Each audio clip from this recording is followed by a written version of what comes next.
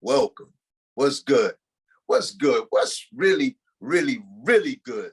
I like to ask that question because you know what? It takes our mind off the inconveniences that's going on in our lives for us to think about the things that are good, what's happening in our favor. Because believe it or not, there is more that's happening in your favor and for you than there is that's happening against you.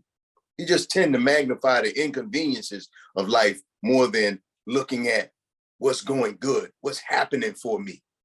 You know what I'm saying? This is the Act Accordingly series podcast, and I am your host, Daniel J. Williams. And the purpose of this podcast is this. We want to show men not only how to identify, but more importantly, how to walk away from certain patterns and habits in our lives that keeps us living in cycles of frustration. And I don't like frustration. I prefer not to have frustration near me, come near me, around me. I don't look for frustration. I don't think I know anybody that actually just enjoys having frustration in their life. So the whole purpose of this podcast is to not only identify what it is, but how to actually root it out and get rid of it and get yourself going in a different direction. Right? So anyway, I'm not going to hold you any longer. I know you have things to do. So husbands, fathers, men, let's talk about this. This is my topic. I was thinking about this the other day when I was just talking to some guys and, you know, listening to discussions talking about relationships and moving from one place in business to another place in business, or going into a whole nother business, just certain aspects of life, parenting, different things. And I noticed something. We like to try and build new things with salvaged parts. Say it again. We like to try and build new things with salvaged parts. How can you build something new with something that's already been used? You might be building something different, but it's not new. You can't use salvage parts. You can't use what's already been used and expect for it to be new. You can't get that new experience. You might get a different experience, but it won't be really like new. Because, all right, first, let me give you the definition of what new is, right? The definition of new is this. It's something that's recently made, grown, or built, or recently found, invented, or discovered. So that means, let's use a relationship for instance. One of the best examples I can possibly come up with is relationships. So this relationship, whether it's been a mutual split, whether it ended badly, or time was just up for this thing, usually when we go into the next relationship, what do we like to do? We like to try and take all of the good experiences that we had with that person and in that relationship, and we hold on to those things. And as we go into the next relationship, we try and implant those things into the relationship. We try and implant those things and attach it to that person that we're dealing with now. But is that really new? How is that new? Because you're trying to take something that you're already familiar with. You know that this pleases you. You know that this makes you happy. You know that this brings you joy. So now you're going to take this, and this is a new person that you're in a relationship with. You've never been in a relationship with them before. You've never encountered being entangled.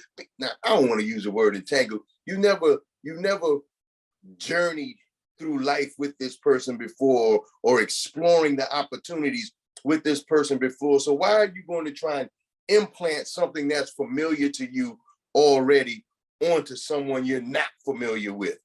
Seems like you're trying to make this new person be all of the good qualities of the last person. Won't work. That's why I say you can't build something new with salvage parts. You can't use used parts. You can't go into the relationship trying to blend what you already know onto a person that you're just meeting. It's all new.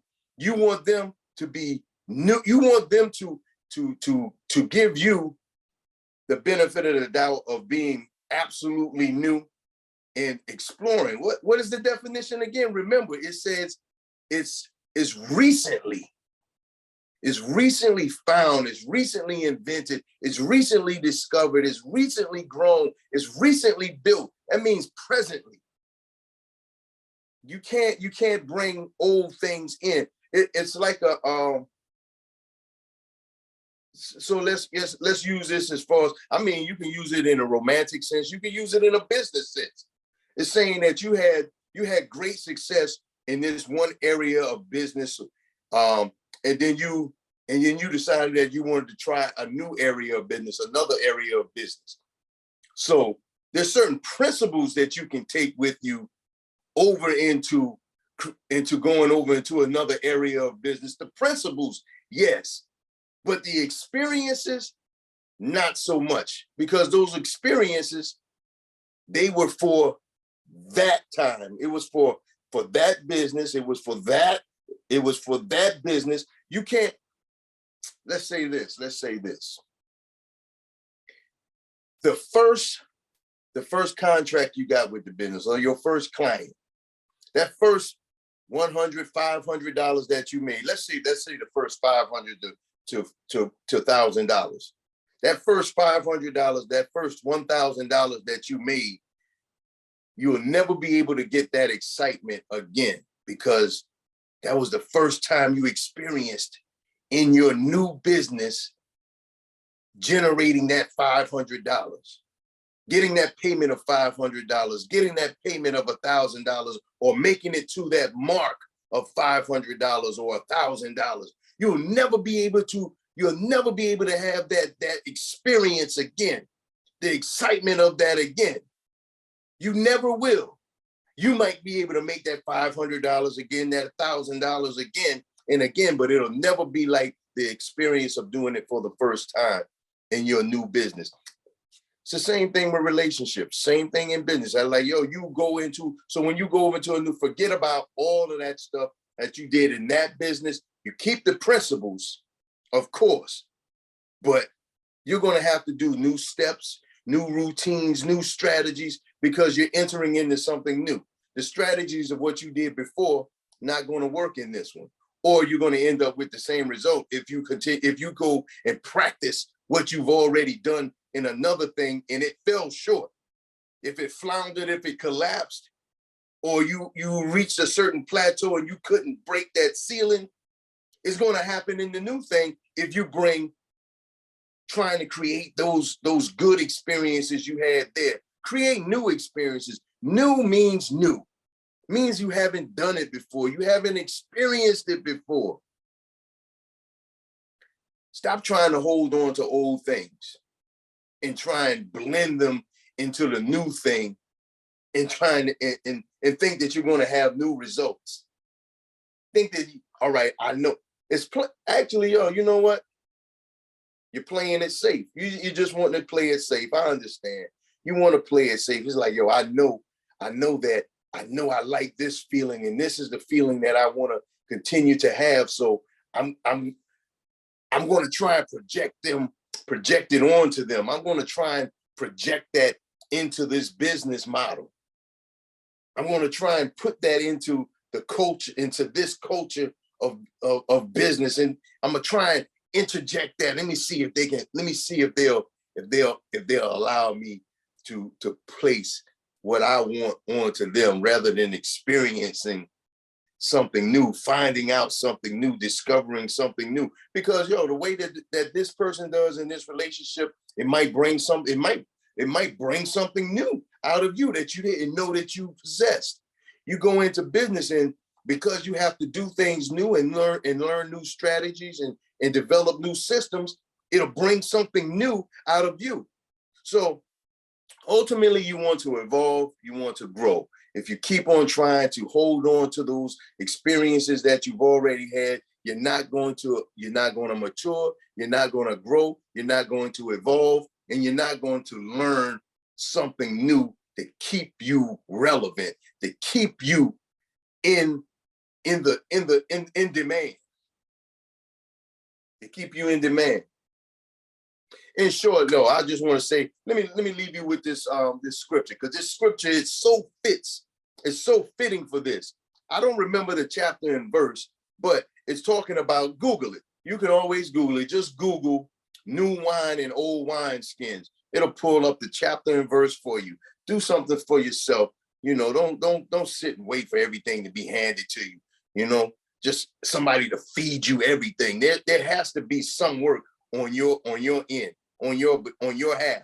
You have to do something. But anyway, the scripture, let's talk about the new wine and old wine skins. And then it says, who puts new wine in old wine skins? Because you know what? It'll burst. Reason why? Because the new wine is fermenting. And as it ferments, it's continuously expanding. And the old wine skin, the old wine skins, the container that it's being held in, it's already been stretched to its capacity. So it's not going to be able to hold the new wine fermenting and continuing to expand and needing more space. It's going to cause it to burst, and then you're at a loss. The wine skins are destroyed, and there's a loss of the new wine. So if you wonder why you keep going through relationship after relationship, you're trying to put new wine into old wine skins. If you're wondering why you keep having this same issue in business, or you keep going from business to the business, you're one of those, you're an entrepreneur that just continues to jump from entrepreneurial opportunity to entrepreneurial opportunity. You're probably trying to put new wine into old wine skins, or you want new wine in, you want to mix the new wine with old wine skins. Let's say it like that. You're trying to mix new wine with old wine skins. You're trying to still use something that you've already had, but you want something new. And the merger, it just won't work. It won't mix.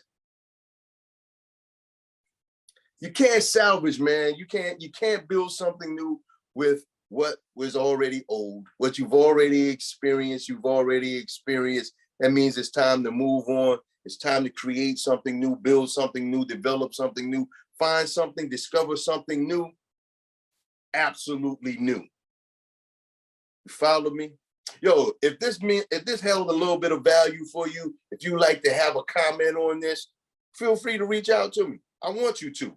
If you're one of those people that like to email, you one of those guys that like to email, then hit me up by email at the number 2, actaccordingly@gmail.com. The number 2, actaccordingly@gmail.com. And if you're not following me on my social media platforms, why?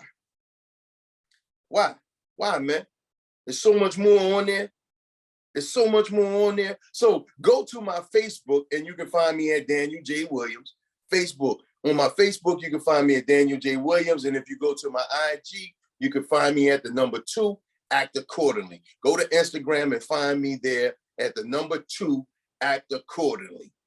Reach out to me. Get in my DMs. Let me know what's on your mind. And plus, if you get in my DMs, you're going to find out about some upcoming things that's happening in Private Men's community. Lots of things that's going to be coming out, and I'm going to be implementing and bring it forward to you very, very soon. But until the next time, I want you to walk away with this. Implement this, man. Keep this in mind. Let it resonate with you and apply it as well. Don't let it just resonate and you not apply it. Stop trying to bring old things to your new things, because you're destroying the opportunity for the new thing to actually be new, and you can actually have it be sustainable. Act accordingly.